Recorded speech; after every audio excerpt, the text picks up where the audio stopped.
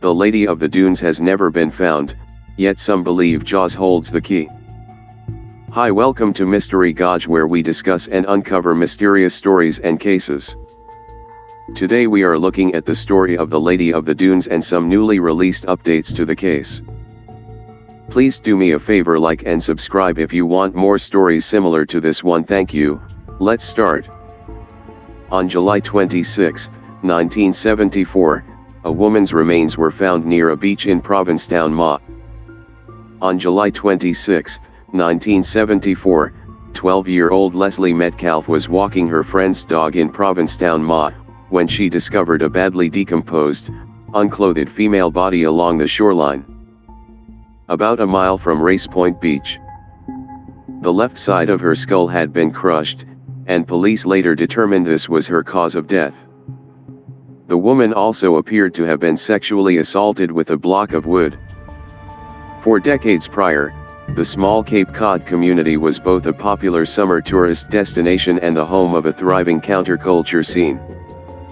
At the beginning of the 20th century, Provincetown, lovingly nicknamed P-Town, was home to the largest artists' colony in the U.S. By the 1970s, the town's history of progressivism and tolerance had attracted a sizable LGBTQ+ community, and today it's one of the most popular spots for LGBTQ+ tourism on the East Coast.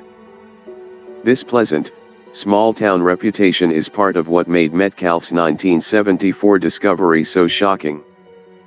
"It was a horrific, brutal murder," said former Provincetown Police Chief Duran, who was the fourth police chief to investigate the slaying. "It would be awful for any time, any place. But for the Cape, for Provincetown." The woman came to be known as the Lady of the Dunes, and her remains were buried in a Provincetown cemetery under a headstone that read, "Unidentified female body found Race Point Dunes July 26.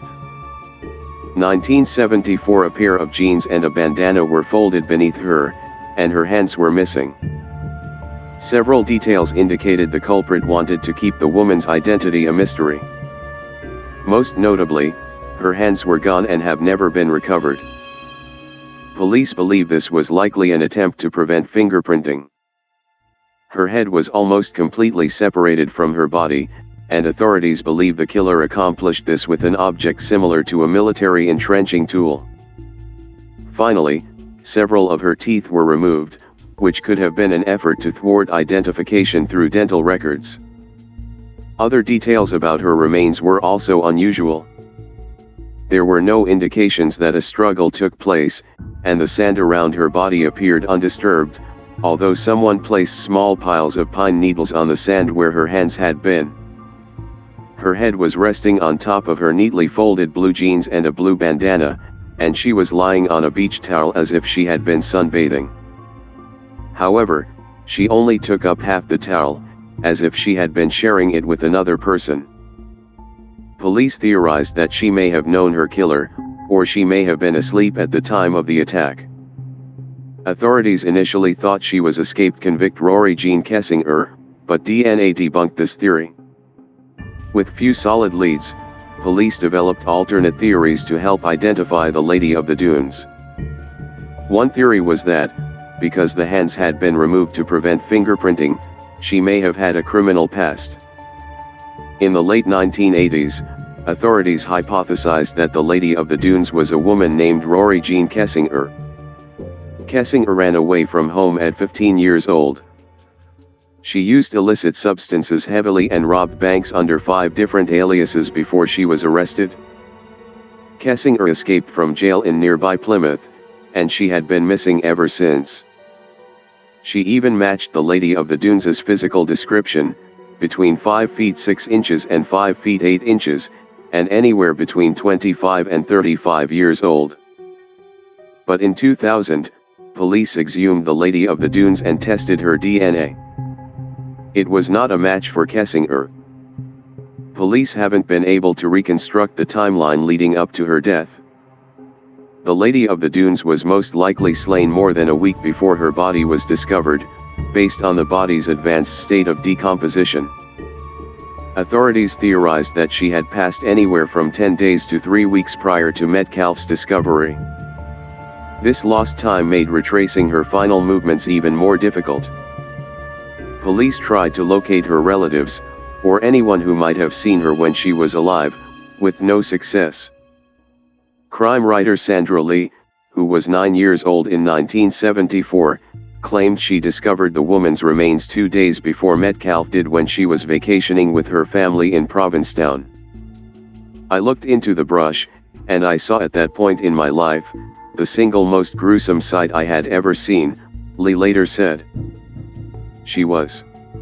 I could see an injury to the right side of her head and a little bit of a slice, which I believe they tried to cut her head off," police later said. At the time, however, Lee was too afraid to report her discovery to anyone, and her claim has never been substantiated. Although the woman had extensive dental work, no one could identify her. One unique feature about the woman was that she had undergone expensive dental work during her life. Her teeth had several gold crowns in the New York style, which would have cost between $5,000 and $10,000 at the time. Police hoped this dental work could be used to identify her, which is likely why the culprit removed several of her teeth. Police contacted thousands of dentists around the country to try to match the Lady of the Dunes to existing dental records. Of the 50 possible matches, all were ruled out. The public has offered multiple leads, but all have been dead ends. By 1987, Provincetown Police Chief James Meads had received several intriguing leads about the mysterious woman's identity. A Canadian woman claimed to have witnessed her father strangling a woman in Provincetown around 1974. However, the Lady of the Dunes was not strangled, and the Canadian authorities couldn't locate the tipster after she moved away. A Maryland woman told Meads that her sister moved to Boston in 1974, and she never heard from her again, but Meads was unable to match the woman's dental records to the Lady of the Dunes. Altogether, Meads received thousands of tips. Only 50 of them were deemed worthy of a deeper investigation, and none of them led to new information. In 2000, a convicted killer confessed to the act, but no evidence supported his claims. In 2000, convicted murderer Haddon Clark confessed that he had slain the Lady of the Dunes. At the time of his confession, Clark was serving 2 30-year sentences for the murders of a 6-year-old girl and a 23-year-old woman. He claimed to have many more victims, at least 12 women altogether, and he said he buried some of them on his grandparents' property on Cape Cod. Some reports have also suggested that Clark was on Cape Cod at the time of the unidentified woman's demise in 1974.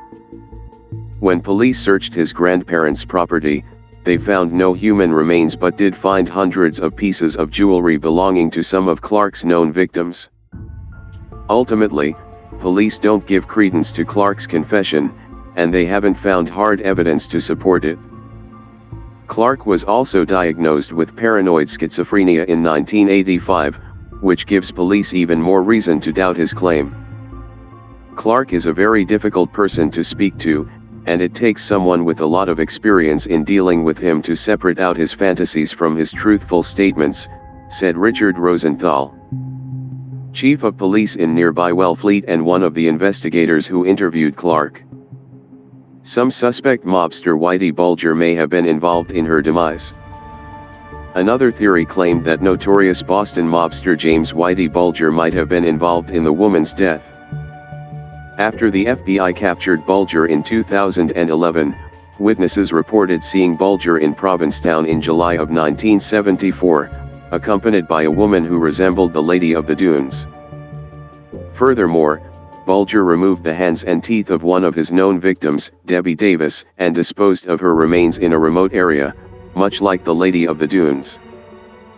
Police Chief Duran followed up on the lead, although Bulger wasn't formally considered a suspect. Ultimately, the theory didn't produce any new information. Police released a composite image of the woman's face, but this led to nothing. Since the Lady of the Dunes' face was both crushed and badly decomposed, police have made multiple attempts to reconstruct her face using available technology. Shortly after her body was found, a forensic anthropologist created a clay model of her face. In 2010, forensic scientists for the National Center for Missing and Exploited Children and the Smithsonian's National Museum of History placed her skull in a CT scanner and used facial recognition software to create a composite image of her face. The composite image was widely distributed throughout New England, but it hasn't led to any new leads. Her remains were exhumed several times for DNA testing, but no leads were ever found. The Rory Jean Kessinger theory led police to exhume the Lady of the Dunes on 2 occasions in order to test her remains for a DNA match. These were also the first 2 instances in Massachusetts history that a body was exhumed solely for the purposes of identification. The first exhumation was in 1980. Investigators retrieved the skull to create the clay sculpture of her face, as well as blood samples to match with Kessinger's living relatives. These tests were inconclusive. The second exhumation was in March of 2000. This time, investigators took bone marrow samples in order to test her DNA against the saliva of a Colorado woman claiming to be Kessinger's mother. Ultimately, none of these tests have gotten investigators any closer to discovering the woman's true identity. Author Joe Hill theorized that she appeared as an extra in Jaws.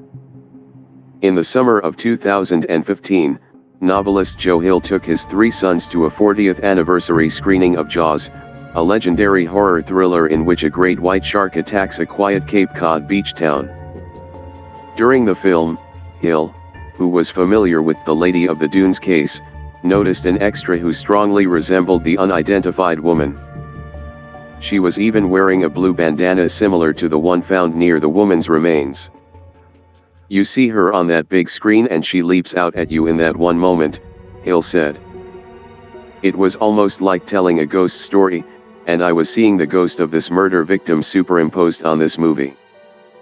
However, even if the movie extra really is the Lady of the Dunes, it is unlikely this would lead to her identification.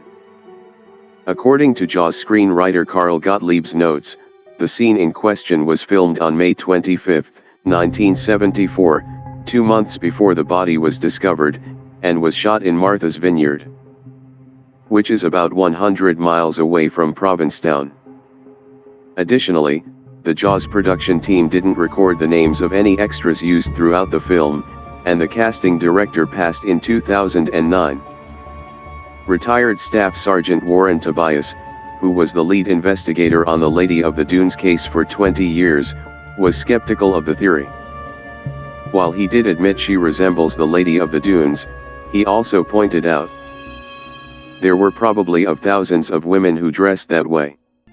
The case might be featured in Season 10 of American Horror Story. The 10th season of American Horror Story began production in early spring of 2020, and based on production updates and a statement by showrunner Ryan Murphy. Fans have theorized that it might touch on the Lady of the Dunes case. Murphy also tweeted a teaser image with the caption "Things are beginning to wash up on shore," hinting at an aquatic or beach theme.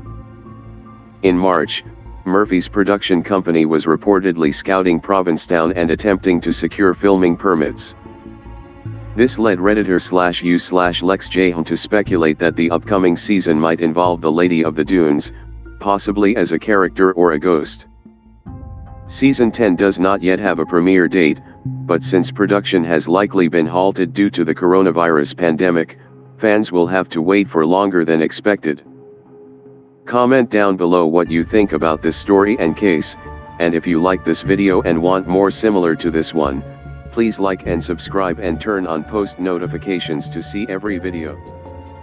Thank you for watching.